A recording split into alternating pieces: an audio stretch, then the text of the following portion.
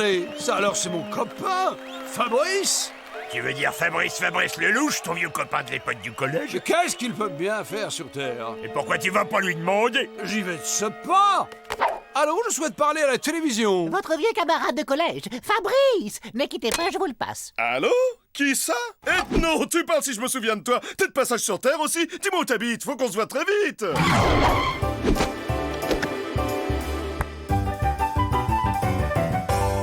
Chers camarades, je vous présente mon vieux copain de collège Fabrice avec qui j'ai fait les 400 coups. Fabrice, je te présente mes amis Gorgeous et Bud. Tous les amis de ce vieux sacripant d'ethno ne peuvent être que de sympathiques gaillards. À notre jeunesse!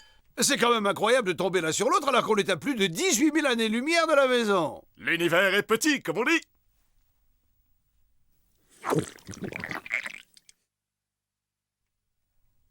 T'as l'air en forme, vieux brigand. Et toi, t'as pas changé d'un poil.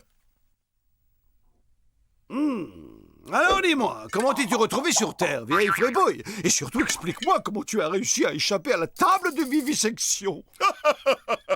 Facile, je me suis servi de ma tête. En fait, à la fin de mes études, après mon service militaire, j'ai trouvé un boulot comme facteur.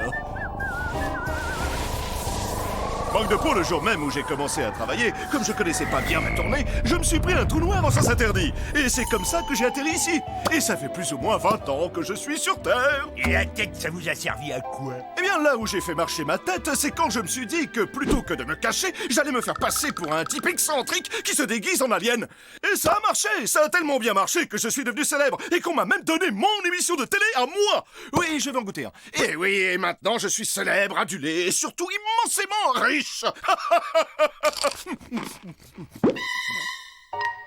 Non, merci. La vie sur Terre, c'est pas si mal. Faut juste se faire sa place au soleil. Mais dis-moi à propos, est-ce que par hasard tu aurais encore ton vieux vaisseau? Tu veux dire la soucoupe avec laquelle je suis arrivé? Ah, évidemment que je l'ai encore. Mais c'est devenu une soucoupe de collection maintenant. Tu nous la prêterais pour rentrer chez nous? Vous la prêtez? Mais bien sûr. Mais alors, seulement à une condition. Que vous acceptiez d'être les vedettes du nouveau programme de télé-réalité dont je viens juste d'inventer le concept. Ça va s'appeler Lost Story. Le concept est simple, mais d'autant plus génial. Vous êtes 4 extraterrestres échoués sur Terre et réfugiés dans une maison où on vous filme 24 heures sur 24. Chaque jour, les spectateurs paient pour voter et éliminer un candidat. Et le dernier qui reste gagne un voyage de retour vers sa petite planète adorée. Dès demain, j'ai fait installer les caméras et c'est parti pour le grand méchant show. Et avec ça, je me fais un max de pognon. Je rachète la ville et je deviens président.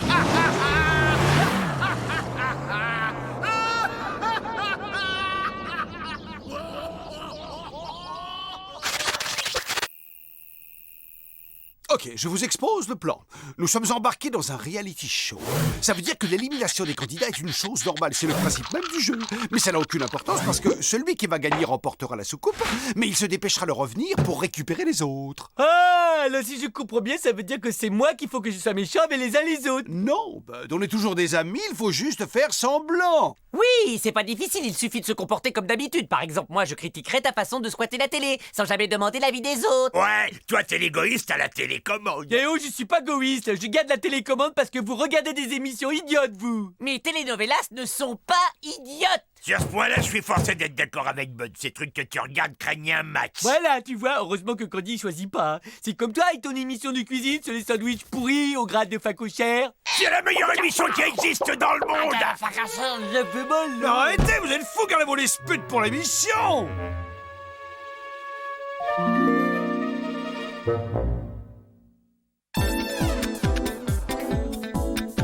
3, 2, 1, moteur et ça tourne. À toi, Fabrice. Merci.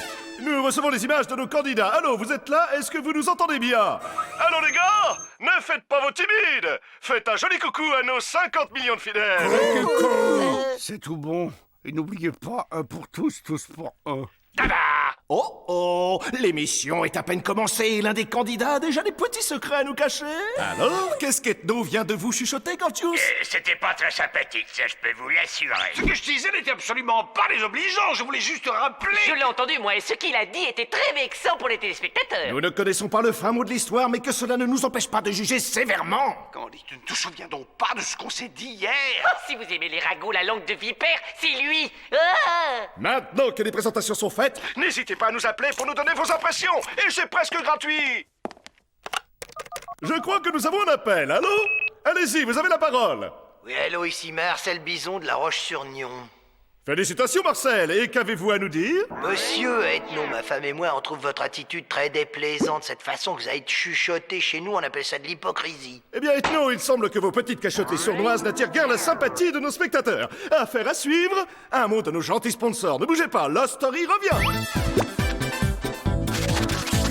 Mais qu'est-ce que t'as fait, les fichus? Oui, bah figure-toi que si je n'étais pas toujours seul à faire le ménage, ce genre de choses n'arriverait peut-être pas. Tout ce que je voulais dire, c'est que tu aurais pu faire un peu attention, c'est mon t-shirt Comme préféré. d'habitude, tiens, monsieur Pastener sur ce pauvre Candy sans défense. Il me harcèle, j'en peux plus avec toutes ces exigences et jamais un mot aimable. Il me traite pire qu'un esclave. Bravo, espèce de senteur, t'es fier de toi, hein? Va te reposer, Candy. Je vais repasser pour toi. Wow, wow, wow. Voyez-vous ça? Le taux de sympathie pour Bud vient de faire un bond, ce qui le propulse à la première place. Ah, mais je crois que nous avons un autre appel.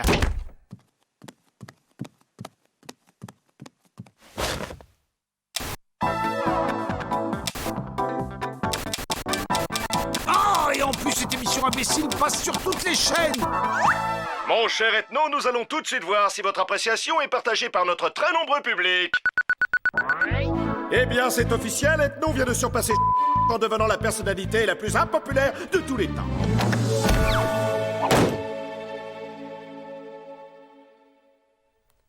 Bud, tu voudrais bien rendre ces pizzas à Gorgius? Ouais, mais personne m'a volé mes pizzas. Non, mais le truc, tu vois, c'est de dire que Bud est un voleur. Bud est mon ami, je me liguerai pas contre lui. C'est très mal ce que tu fais.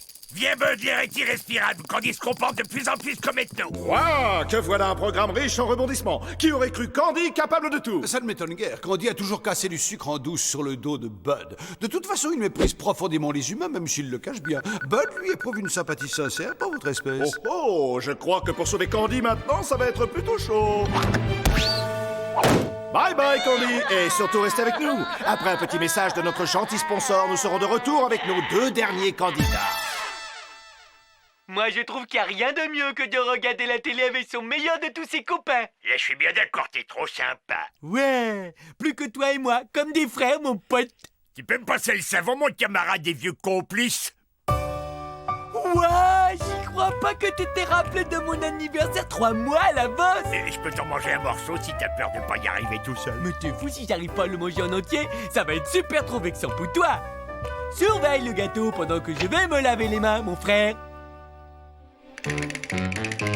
Ne trouvez-vous pas touchante la tendresse avec laquelle ces deux inséparables amis prennent soin l'un de l'autre? Un commentaire peut-être? Oui, ça doit être la magie de la télévision. Ou alors, il y a un trucage. Tu y crois, toi, que Gorgius va se retenir de manger le gâteau? Je pleure, je pleure. Non mais faut pas exagérer, déjà c'était mon parfum préféré. En plus t'es parti des heures. D'abord, tu fais semblant de me faire un cadeau, puis c'est pour mieux me le reprendre après, t'es cruel. C'était effectivement choquant. Mais pas franchement étonnant. Eh bien, chers téléspectateurs, nous voici arrivés au moment le plus dramatique de notre émission. Le moment où c'est vous, en votre âme et conscience, qui allez devoir choisir lequel de nos candidats va être éliminé et lequel va avoir la joie immense de retourner sur sa planète. Vous allez bientôt le découvrir, il est là derrière l'une de ces deux portes. Vous l'attendez tous, voici le gagnant de Lost Story. Un pronostic peut-être. Comment choisir entre deux personnalités si puissantes? C'est impossible. Ok, je vois. Eh bien, voyons le choix que le public, lui, a eu le courage de faire. Voilà le candidat qui a perdu. Et le vainqueur.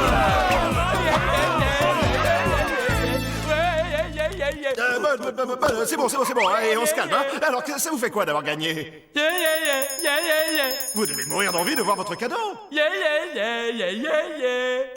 voilà.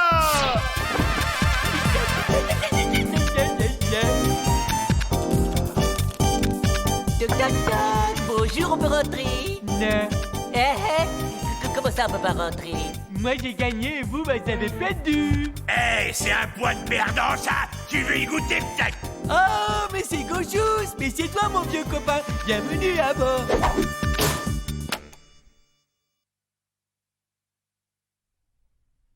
Oh, j'appuie, mais elle veut pas! Eh bien, mes amis, le moment est venu de nous dire au revoir.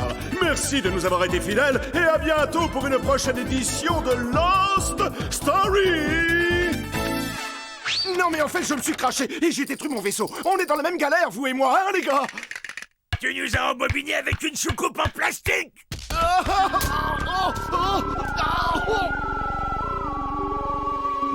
Tu vas nous conduire à ta vraie soucoupe maintenant, sinon je vais m'énerver pour de vrai. Mais elle a été détruite. D'accord, c'est pas grave, de toute façon, on a tout notre temps. Fabrice Lelouch, service de sauvetage de la Poste intergalactique, nous venons vous porter secours. Désolé les gars, mais j'ai pas du tout envie de quitter cette planète. Négatif, vous avez 20 ans de courrier en retard à distribuer, alors au travail et fissa. Vous avez une petite place pour nous? Ça dépend, vous êtes des employés de la Poste? Non, mais quand je suis en vacances, j'envoie toujours des cartes postales à ma bouchée. Désolé, nous ne secourons que des employés de la Poste. S'ils espèrent que je vais leur racheter des timbres un jour, ils peuvent se brosser, PTT.